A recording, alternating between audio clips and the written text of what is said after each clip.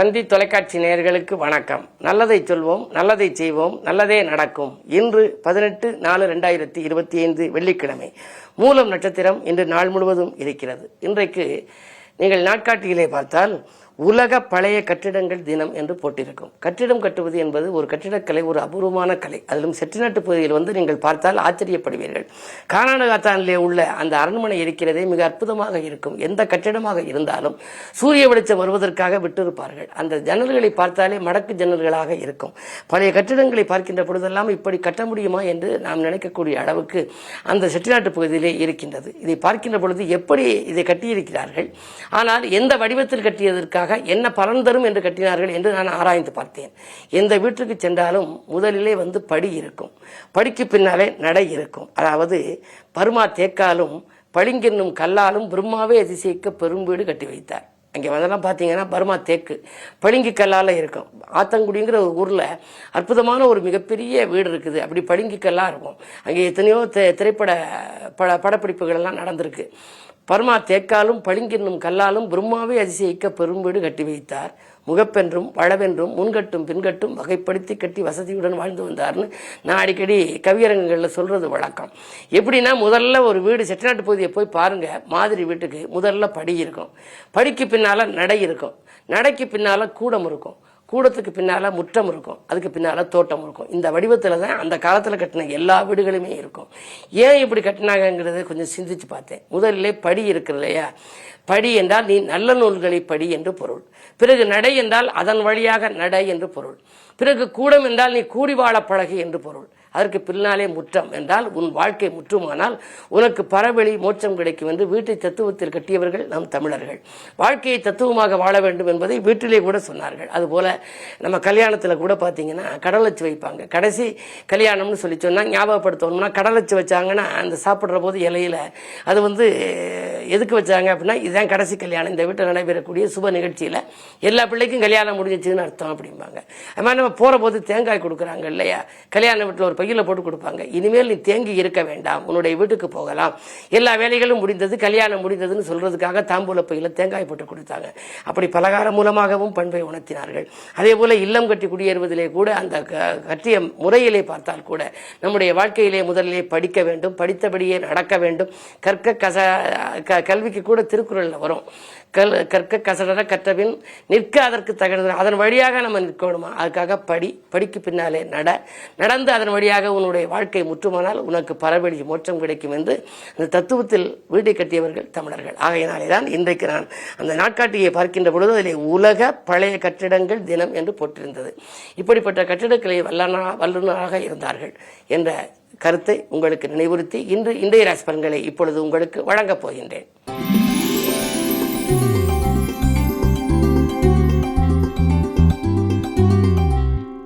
மேசராசி நேயர்களே, உங்களுக்கெல்லாம் இன்றைக்கு ராசிநாதன் செவ்வாய் நீச்சம் பெற்றாலும் கூட உங்கள் ராசியிலேயே பஞ்சமாதிபதி சூரியன் உச்சம் பெற்றிருக்கின்றார். எனவே தேக நலனுக்காக நீங்கள் செலவிடக்கூடிய சூழல் உண்டு. தெய்வ திருப்பணியில் ஆர்வம் காட்டுவீர்கள். அரசு வழியில் ஏற்பட்ட சிக்கல்கள் அகலும். அரசாங்க வேலைக்கு முயற்சித்தவர்களுக்கு அது கைகூடலாம். அது மட்டுமல்ல, 2லே குரு, பொருளாதார நிலை மிக திருப்தியாகவே இருக்கிறது.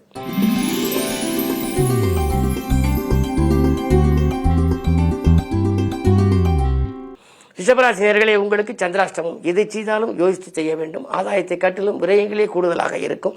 ஆரோக்கியத்திலும் கொஞ்சம் சீர்கேடுகள் வரலாம். கைவலி, கால்வலி, மூட்டு வலி, ஜீரண கல்விகள் பழுதாவது போன்றவற்றில் வரலாம். என்ன குறைபாடு இருந்தாலும் உடனடியாக கவனித்து விட வேண்டும். லாபஸ்தானத்திலே சுக்கிரன் இருப்பதனாலே ஆடை ஆபரண சேர்க்கை உண்டு. விலையுயர்ந்த பொருட்களை வாங்குவதில் கவனம் செலுத்துவீர்கள். இருந்தாலும் கூட சந்திராஷ்டமம் என்பதனாலே மிக மிக கவனத்தோடு செயல்பட வேண்டிய நாள் என்பதை நினைவில் கொள்ளுங்கள்.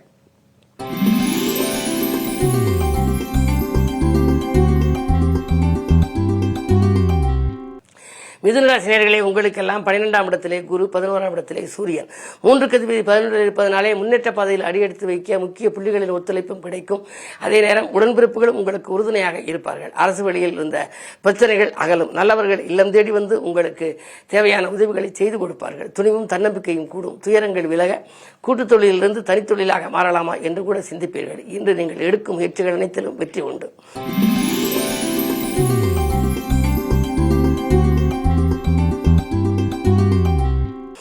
கடகராசி நேயர்களே, உங்களுக்கெல்லாம் இன்றைக்கு சண்டை போட்டவர்கள் சமாதானமாக மாறுகின்ற நாள். இன்று சக பணியாளர்கள் ஒத்துழைப்பு கிடைக்கும். உத்தியோகத்திலே மேலதிகாரிகள் உங்கள் விருப்பங்களை நிறைவேற்றுவார்கள்.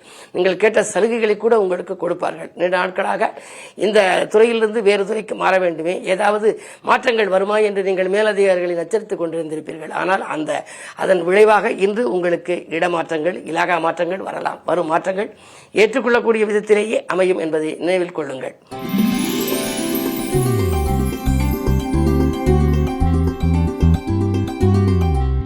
சிம்மராசி நேயர்களே, கண்டகச்சனியின் ஆதிக்கம் ஒருபுறம், அஷ்டமத்தில் ராகு, சுக்கிரன், புதன். அஷ்டம கிரகம் வலுவாக இருக்கின்ற பொழுது நீங்கள் எதையும் நிதானமாக செய்ய முடியாது. மனக்குழப்பங்கள் அதிகரிக்கும். வந்த தொகை வந்த மறுநிமிடமே செலவாகலாம். எனவே கொஞ்சம் கடன் சுமையும் ஒரு சிலருக்கு கூடலாம். எவ்வளவுதான் பெரிய வசதியாக இருந்தாலும் இந்த கைமாற்று வாங்கும் சூழல் கூட உண்டு. என்ன இருந்தாலும் இது நீங்கள் யோசித்து செயல்பட வேண்டிய நாள் என்பதை நினைவில் கொள்ளுங்கள்.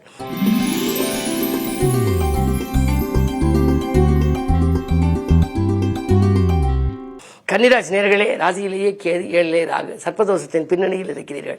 இன்னும் சில நாட்களிலே இந்த கிரகங்கள் பயிற்சியாக போகிறது. சர்ப்ப கிரகங்கள் பின்னோக்கி செல்லும் அந்த கிரகங்கள் தான் உங்கள் வாழ்க்கையில் முன்னோக்கி செல்ல வழிவகுக்கப் போகிறது என்பதை நினைவில் கொள்ளுங்கள். எனவே இன்று பொறுத்தவரை கொஞ்சம் நிதானத்தோடு செயல்பட வேண்டும். பொறுமையை கடைபிடிக்க வேண்டும். வாகனம் வாங்கும் முயற்சி கைகூடலாம். உத்தியோகத்தில் கூட நீங்கள் எதிர்பார்த்த இடமாற்றங்கள் வருவதற்கான அறிகுறி தென்படும். சக பணியாளர்களால் ஏற்பட்ட தொல்லை அகலும்.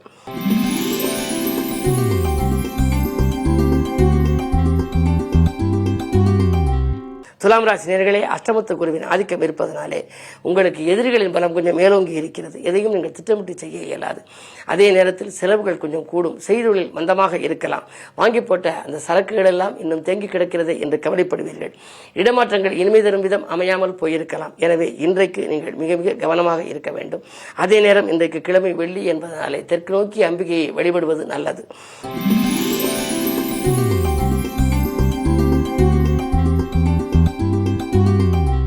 விருச்சிக ராசி நேயர்களே, உங்களுக்கெல்லாம் இன்று வரன்கள் வாயில் தேடி வருகின்ற நாள். வசதி வாய்ப்புகள் பெருகும். வாகன யோகம் உண்டு. பழைய வாகனத்தை கொடுத்துவிட்டு புதிய வாகனங்கள் வாங்கலாமா என்று சிந்திப்பீர்கள். மதிப்பும் மரியாதையும் உயரும். பொருளாதார பற்றாக்குறை அகலும். பூமி வாங்கும் யோகம் கூட உங்களுக்கு உண்டு. வாங்கி போட்ட இடத்தை விட்டுவிட்டு புதிய இடம் வாங்கலாமா என்ற சிந்தனை அதிகரிக்கும். எல்லா சிந்தனைகளும் வெற்றி பெறும். இந்த நாள் உங்களுக்கு ஒரு நல்ல நாள்.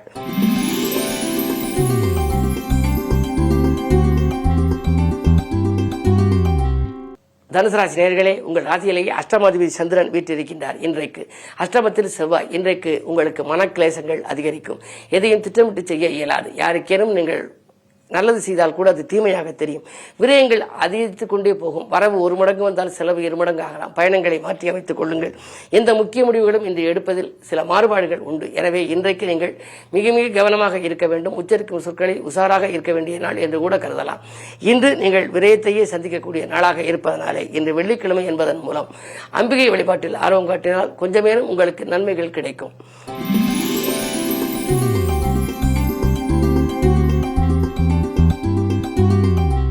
மகர ராசி நேயர்களே, குறுபார்வை இருக்கின்றது. குழப்பங்கள் தீரும். குதூகலம் கூடும். அருகில் இருப்பவர்கள் அனுசரிப்பு உங்களுக்கு கிடைக்கும். துணிவும் தன்னம்பிக்கையும் அதிகரிக்கும். துயரங்கள் உங்களை விட்டு விலகுவதற்காக நீங்கள் எடுத்த முயற்சிகள் எல்லாம் உங்களுக்கு கைகூட போகின்றது. செவ்வாய் உங்கள் ராசியை பார்ப்பதனாலே விலகிச் சென்ற உடன்பிறப்புகள் விரும்பி வந்து இணைந்து உங்கள் தொழில் முயற்சிக்கு உறுதுணையாக இருப்பார்கள். இன்றைக்கு குறைந்த விலைக்கு வாங்கி போட்ட இடம் இப்பொழுது அதிக விலைக்கு விற்று லாபத்தை கொடுக்கலாம். ஆரோக்கியம் சீராகி ஆனந்தப்படுத்தும். ரண சிகிச்சை செய்ய வேண்டும் என்று சொன்ன மருத்துவர்கள் சாதாரண சிகிச்சையிலேயே குணப்படுத்தி விடுவார்கள்.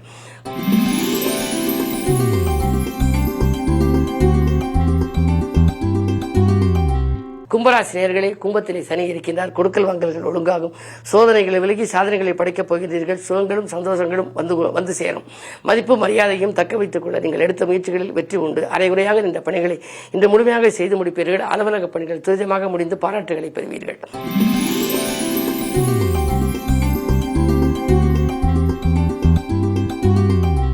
மீனராசி நேயர்களே, இன்று உங்களுக்கு ஒரு யோகமான நாள். புத சுக்கிர யோகம் இருக்கின்றது. ஆடை ஆபரண சேர்க்கை உண்டு. விலை எந்த பொருட்களை வாங்குவதிலே கவனம் செலுத்துவீர்கள். அதிகார வர்க்கத்தினர் உங்களுக்கு ஆதரவாக இருப்பார்கள். புத சுக்கிர யோகம் என்று இருக்கின்ற பொழுது வாங்கி போட்ட இடம் அதிக விலைக்கு விற்று அதற்கு கொடுக்கக்கூடிய லாபத்தை கொண்டு புதிய தொழிலை தொடங்கலாமா அல்லது நடத்தும் தொழிலையே விரிவுபடுத்தலாமா என்றெல்லாம் சிந்திப்பீர்கள். இன்று உங்களுக்கு மிக மிக இனிய நாள். கேட்ட இடத்தில் உதவிகளும் கிடைக்கும். நட்பாலும் உங்களுக்கு நன்மைகள் உண்டு. மேலும் விவரங்கள் அறிய தினத்தந்தி படியுங்கள்.